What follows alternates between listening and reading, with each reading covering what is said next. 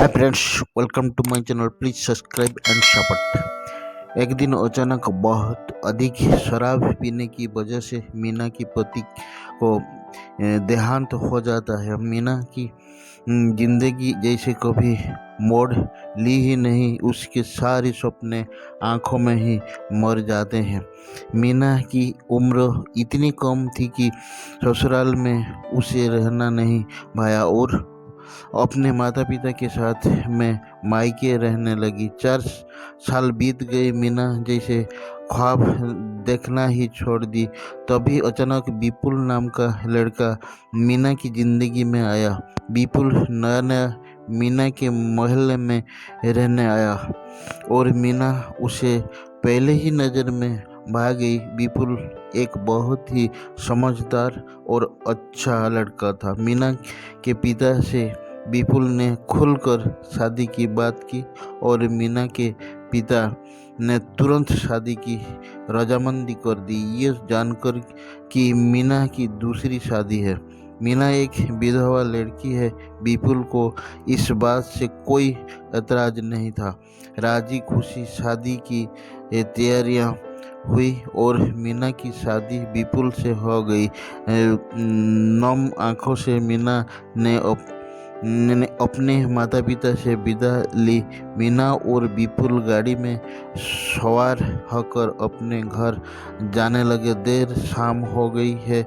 रास्ता काफ़ी लंबा था। गाड़ी में मध्यम मध्यम म्यूजिक बज रही थी जो मीना को काफ़ी अच्छा लग रहा था। मीना की आंखें फिर से भी बोल के साथ सपना देखने लगी। उस रात एक नई जिंदगी की। अचानक विपुल की गाड़ी रास्ते में खराब हो जाती है। मीना को बुरा महसूस होता है। मीना को छोड़कर विपुल गाड़ी से उतरता है और मीना से कहता है, तुम गाड़ी में ही रहना। रास्ता सुनसान था। आगे जाकर गाड़ी ठीक करने लगता है। तभी अचानक मीना जोर से चिल्लाती है। विपुल जाकर पूछता है, क्या बात है मीना, तुम इतनी जोर से क्यों आवाज़ लगाई? तो मीना ने कहा कि जैसे कोई मेरे बालों को पीछे से खींचा। विपुल ने कहा, नहीं, ये तुम्हारा भ्रम होगा। गाड़ी में तुम्हारा बाल फंस गया होगा। मीना को भी वही लगा कि शायद मेरे बाल गाड़ी में फंस गए होंगे। गाड़ी ठीक हो गई। मीना और विपुल आगे बढ़े। आगे जाकर एक जगह विपुल ने गाड़ी रोकी। वहाँ एक खूबसूरत सा बंगला था, लेकिन वो बंगला देखने में अजीब लग रहा था। इतना खूबसूरत बंगला और वहाँ रोशनी की बहुत कमी थी। विपुल ने कहा, ये मेरा बंगला है, कहो महीना कैसा लगा? मीना ने कहा, बहुत सुंदर है, पर रोशनी की बहुत कमी है। विपुल ने मुस्कुराकर मीना का हाथ पकड़ा और कहा, अब तुम आ गई हो ना, फिर रोशनी भी आ जाएगी। अब नहीं रहा जाता तुमसे जान। मीना ने कहा, ऐसा मत कहो, हम अंदर चलते हैं। मीना और विपुल मुस्कुराते हुए अंदर चले गए। अंदर सामानों से भरे हुए बहुत खूबसूरत खूबसूरत सामानों से भरा हुआ बंगला, लेकिन अजूब सा सन्नाटा था। मीना को बहुत घबराहट हो रही थी। विपुल ने कहा, मेरे शरीर में बहुत दर्द हो रहा है। मीना, तुम आज मेरे शरीर को दबाकर थकान दूर कर दो। लेकिन मीना ने कहा, नहीं, मैं आज बहुत ज़्यादा थक गई हूँ। आज हम लोग सो जाते हैं, कल बातें करते हैं। विपुल ने कहा, जैसा तुम सोचती हो ऐसा ही होगा। अगली सुबह मीना उठकर चाय बनाती है और विपुल को और उठाकर चाय देती है और कहती है, उठ जाइए, सुबह हो गई है, चाय पीजिए और ऑफिस जाइए। विपुल चाय पीकर कहता है, चाय बहुत अच्छी बनी है, मीना की तारीफ करते हुए, और कहता है, सॉरी डार्लिंग, कल तुम्हें ऐसे ही सोना पड़ा, तुम्हारी सुहाग रात अधूरी रह गई। मीना ने कहा, कोई बात नहीं, हमारा साथ एक दो दिन का नहीं है, पूरी 7 जन्मों का है। सुहाग रात होती रहेगी। मीना कुछ परेशान थी। विपुल ने कहा, क्या बात है, तुम्हारे चेहरे पर ये चिंता क्यों? मीना ने कहा, पता नहीं क्या बात है, ऐसा लगता है इस बंगले में जैसे किसी की नज़रें मुझे देख रही है। सुबह जब मैं बाथरूम में नहा रही थी तो मुझे ऐसा लगा कि जैसे मेरे बालों को किसी ने खींचा। मुझे समझ में नहीं आ रहा है, मैं जहाँ भी जा रहा हूँ 2 आंखें मेरी पीछा कर रही है। विपुल ने कहा, नहीं जगह इसलिए शायद तुम्हें घबराहट हो रही है, जल्द ही तुम एडजस्ट हो जाओगी। आज ऑफिस से जाना बहुत ज़रूरी है, तुम मेरा इंतज़ार करना, मैं तुम्हें कल कहीं घुमाने ले जाऊंगा और हम रात में खाना भी बाहर खाएंगे। मीना ने अच्छा कहा। इसके बाद विपुल को ऑफिस के लिए विदा किया। आप मीना और विपुल की जिंदगी शांति से चलने लगी। 3-4 दिन बीत जाने के बाद अचानक मीना ने विपुल से कहा कि तुम मेरे करीब क्यों नहीं आते हो?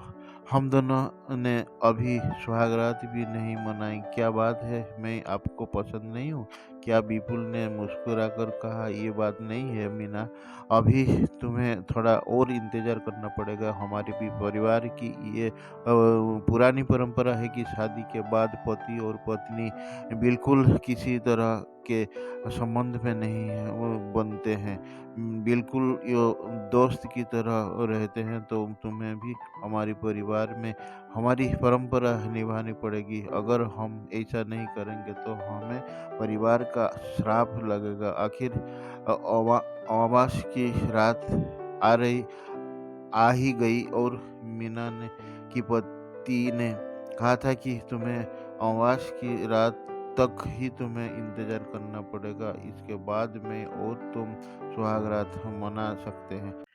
अमावस की काली रात आ गई। मीना के मन में फिर से नए सपने पलने लगी। मीना की आंखें नए सपने देखने लगी।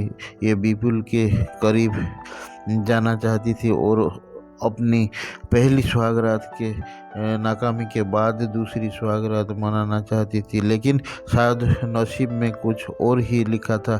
उस दिन विपुल ऑफिस से घर नहीं आया। रात के 8 बज गई। मीना बहुत चिंता करने लगी। फ़ोन लगाई तो विपुल का फ़ोन बंद बताता। मीना और परेशान हो गई। आसपास में ना कोई घर था और ना ही कॉन्टैक्ट नंबर किसी का जिससे मीना कॉल कर सकती थी। इंतज़ार करते करते रात 1 बज गई। मीना कब सोफे पर सो गई, उसकी आंख लग गई, उसे पता ही नहीं चला और इस तरह ये पूरी रात सोई रही गई। मीना की सुबह जब आंखें खुली और सुबह बहुत परेशान हुई, विपुल को ढूंढने लगी। विपुल का कहीं पता नहीं चला और विपुल नहीं आया।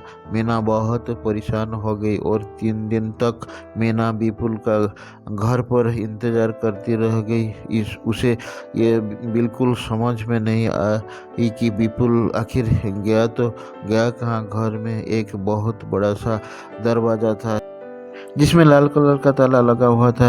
विपुल ने कहा था, जब मैं घर पर ना रहूं तो इस ताला को खोल सकती हो, मैं रहूं तो कभी मत खोलना। मीना के मन में अजीब सा क्वेश्चन चल रही थी, अजीब सा प्रश्न चल रही थी कि आखिर इस दरवाजे के अंदर क्या है। विपुल 3 दिनों से कहाँ चला गया? वो 3 दिनों से अकेले घर में क्या कर रही है? उसे अकेला रहते हुए भी वो अकेला क्यों नहीं महसूस हो रही है? इस तरह के सवालों से वो घिर गया था मीना का मन। आखिरकार वो चाबी जो ताले की बगल में रखी हुई थी, उस चाबी से दरवाजा का ताला खोल दिया। वो दरवाजे की खोलते ही मीना के सामने वो दृश्य आया जिसके वो कल्पना भी कर नहीं सकती थी। कमरे के अंदर विपुल, उसके माता पिता के पूरे परिवार की बड़ी बड़ी तस्वीरें लगी हुई थी और विपुल की माँ, विपुल की जो तस्वीरें थी उस पर एक बड़ी सी माला चढ़ी हुई थी जिसके नीचे विपुल का जन्म और मृत्यु की स्थिति लिखी हुई थी। वो देखकर मीना चिंतित हो गई कि अगर विपुल मर चुका है और विपुल की मरने की तिथि 4 साल हो गई की थी, तो विपुल अगर 4 साल पहले मर चुका है तो ये कौन है जिसके साथ शादी करके उसके साथ 8 दिनों से रह रही है। इस सब सवालों के साथ शायद जब मीना समझ गई थी कि दूसरी सुहाग रात भी उसके नसीब में नहीं थी। विपुल कोई इंसान नहीं, एक आत्मा था जिसे मीना बहुत ज़्यादा पसंद आ गई थी और उसने मीना से शादी करके अपनी कामना पूरी की। मीना बहुत खुश थी। एक कागजात की पेपर भी मिले उसे जिस पर वो पूरा बंगला मीना के नाम पर किया हुआ था और बहुत पहले ही लिखी हुई थी, इस लड़की से मैं इस डेट पर शादी करूँगा। और मीना समझ चुकी थी कि शायद वो बहुत अच्छी आत्मा थी जिससे शादी की, उसकी गरीबी दूर की। अब मीना के पास बहुत सारे पैसे और बंगला था लेकिन पति नहीं था। मीना ने विपुल की तस्वीर के सामने कसम खाई कि अब वो कभी दूसरी शादी नहीं करेगी और तीसरी सुहाग रात नहीं मनाएगी। वो दूसरी सुहाग के साथ मीना अपनी पूरी जिंदगी विपुल के साथ, विपुल की यादों में ही बिता देगी। दूसरी सुहाग रात वो कहानी आपको कैसी लगी? अपनी राय अवश्य बताएं। धन्यवाद। नमस्ते। जय हिंद।